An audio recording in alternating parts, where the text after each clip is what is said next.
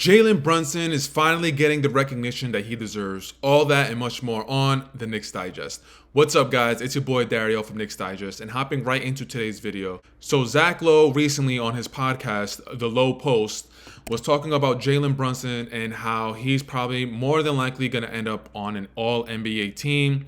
Just a quote from the podcast episode, it's getting undeniable. I think Jalen Brunson is going to make an All-NBA team. He's an Iron Man, defends as hard as possible for his size, super efficient, shot threes really well. I just don't see how he doesn't make an All-NBA team. I put out videos in the past saying how Jalen Brunson, I feel like, doesn't get the respect that he deserves regarding the conversations of being one of, if not the better point guards in the league. But slowly and surely, Jalen Brunson is gaining the respect that he deserves from all different types of media members. And on that episode, Zach Lowe had Bobby Marks from ESPN, and they were just going back and forth regarding why Jalen Brunson deserves to be on the All-NBA team. And Bobby Marks actually pointed out a very interesting statistic. He was talking about Jalen Brunson going up against the top teams with the best records overall in the NBA. No conferences, no nothing. And the stats that he spit out, he said Jalen Brunson was averaging 25 points per game, 47% from the field, and 38% from three-point field goal percentage. Now, that's against the top 10 NBA teams with the best records in the NBA. Now, if we look at his season overall, what do the numbers look like? So, Jalen Brunson is averaging 27 points per game, 3.5 rebounds, 6.5 assists, shooting 47.5% from the field and 40% from three-point, and converting 84% of his free throws. Now, that 40% from three-point land, that is the number that's actually standing out to me. So if you're considered a good three-point shooter, you're kind of within the range of 35 to 40%. And if you're like 37 or 38% and above, you're qualified as a really good three-point shooter. And Jalen Brunson, as of right now, averaging 40% from three-point, that number really stood out to me. But we also got to talk about the most recent Knicks game that they had. I'm recording this on Saturday, so tonight they're playing against the Sacramento Kings. But on Thursday night, when the Knicks were in Portland, Jalen Brunson dropped a what? He dropped a 45-point burger ball. Now, to get into the specific numbers, Brunson, yes, dropped 45 points, ended the game with 1 rebound, 4 assists, converting 15 of his 17 free throws. From the field, he was 14 of 30, so basically 50%. From three-point land, he was 2 of 10, which isn't great at all. But again, Jalen Brunson, what he's able to do, this is why I think he is one of, if not the best player on that team, is what he doesn't have in physical stature, he makes up with every other aspect of the game. His footwork, and especially right now when I'm going to be talking about his basketball IQ. So for the game against the Portland Trail Blazers, like I just said, he ended up being 2 of 10 from the field, 20% from three-point, which is egregious. But I also gave you the free throw numbers, converting 15 of his 17 free throws. A lot of people think that basketball players, you need to be a 3-level scorer. The 3 levels are basically a layup, which I never really understood that. But anyway, a layup, a mid-range, and three-point.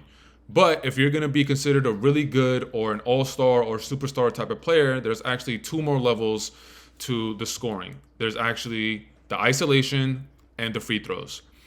And with Jalen Brunson in this game going 2 for 10 from three-point land, I'm pretty sure he realized that the shot wasn't really going down. So what did he end up doing? He ended up going and attacking the rim and getting the fouls called. Now, a lot of people are complaining that he's kind of like the more updated version or the newer version of James Harden, where he's just doing this, putting the ball in front of him and then kind of like grabbing the ball with 2 hands and then swinging the ball with his hands up in the air. And that way the defender doesn't really have a chance and the ref has to call that foul. I'm not really a huge fan of it, but since he is on the Knicks and he is not doing it as egregious, in my opinion, as James Harden was doing it back in the Houston Rockets days when he was in his prime, I'm here for it. But yeah, going back to Jalen Brunson and converting his 15 to 17 free throws, this is why his basketball IQ, and this is why I just think that he is one of the better point guards in the league, and I'm not just talking about the Eastern Conference. How about I also talk to you about the guys that were missing, the bodies that were missing. We were missing OG Anunoby for 3 weeks. We've been missing Julius Randle ever since he dislocated his shoulder for now it's over a month. We've been missing Mitchell Robinson since like the beginning or middle of December with that ankle injury and the ankle surgery. Like Dante DiVincenzo has been out with some games with hamstring soreness, hamstring pull. Like we've missed key components of our team. And yeah, Jalen Brunson was even out for a few games, most recently with that knee contusion against the Cleveland Cavaliers. Like, Jalen Brunson has had to put the team on his back, on his shoulders, and try and not let us slide down the standings so far. I believe right now we're still in the 4 or 5 spot. All of these components that I'm throwing at you guys is just another reason as to why Jalen Brunson, I feel like, is just gaining the respect more and more as each day goes by from these media members. I've been saying that Kendrick Perkins has been praising Jalen Brunson pretty much from the beginning of the season, so shout out to you, Perk. But then there's been like little squabbles. There's been little like controversial takes. Obviously, the Becky Hammond, when she was saying how she didn't really see Jalen Brunson being the best player on the team. We also got Candace Parker making her remarks.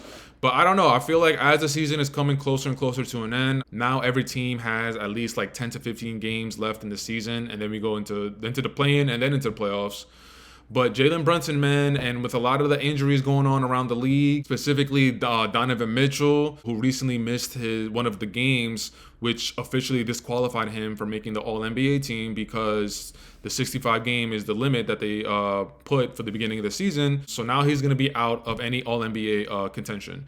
So that's going to open up a spot for another player. Maybe that's someone that was on the fringe. Even though I don't think Jalen Brunson was a fringe All-NBA selection, I think he should have made it undoubtedly.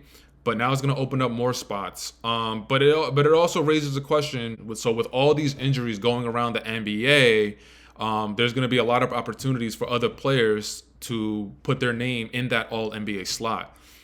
And I was thinking about it, and maybe some players, no name specifically, but I'm just thinking about a player who someone in front of him goes down with an injury.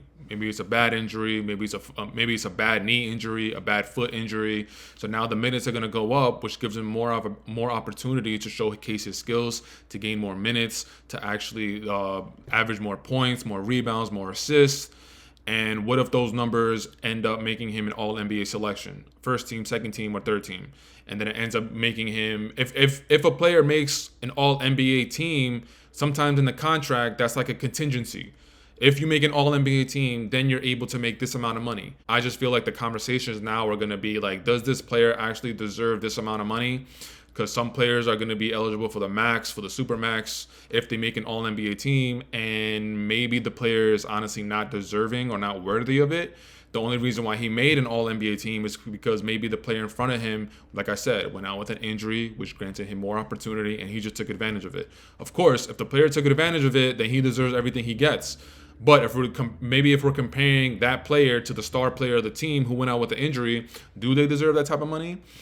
And I'm just thinking, like, what if someone from the Knicks, if you want to throw Brunson, even though I think Brunson has proven himself to be a max player, but some people around the NBA, some people on the internet, they don't believe that Jalen Brunson might deserve a max or super max. So if Jalen Brunson is able to make an All-NBA team, which now in his contract says that if you make an All-NBA team, you're going to be deserving of this type of money.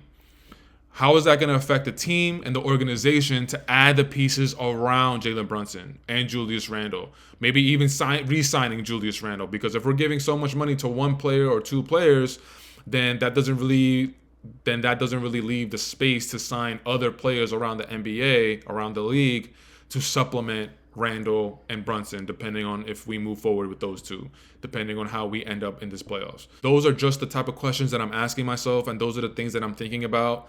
Obviously, I can't predict the future. I don't know what's going to end up happening. I can only focus on what's going on right now. And as far as right now, Jalen Brunson has been playing his butt off, and tonight going up against the Sacramento Kings, I am very excited to see maybe he drops another 40-point burger ball on the Sacramento Kings. And then maybe this is going to start making him get into a certain type of rhythm going into the playoffs. And the next thing you know, the conversations around Jalen Brunson is going to be like, we did not expect to see this type of Jalen Brunson in these playoffs. Last season, first year as a Knick, bringing us to the second round of the playoffs. Like that was a surprise in itself. But now, what if Jalen Brunson going into this playoffs is having 40-point games, with Julius Randle not being able to play healthy, Mitchell Robinson not being healthy as well, OG Anunoby is still recovering from that elbow surgery. So Jalen Brunson is going to have he might have a little bit more of the scoring responsibility on his shoulders, and then next thing you know, he's dropping 40-point games. Then the conversation might change into like, maybe Jalen Brunson might be going into the Jimmy Butler conversation, as far as like when the playoffs come around and Jimmy Butler presses a button and then he turns into Jimmy Jordan. Jalen Brunson might end up doing that. There's just a lot of things that I'm thinking about, but I'm really glad that Zach Lowe was able to have a designated segment towards Jalen Brunson, and I'm really glad to see that all the media people are starting to respect Jalen Brunson more and more. But guys, that is it for today's video. I want to say thank you so much for checking it out. Before you guys leave, make sure to hit that subscribe button, follow the channel, and of course, until next time, it's always Taj Gibson for president, even though he's on the Detroit Pistons. Jalen Brunson for all the MVPs. And until next time, guys, we'll check you out on the next one. Peace.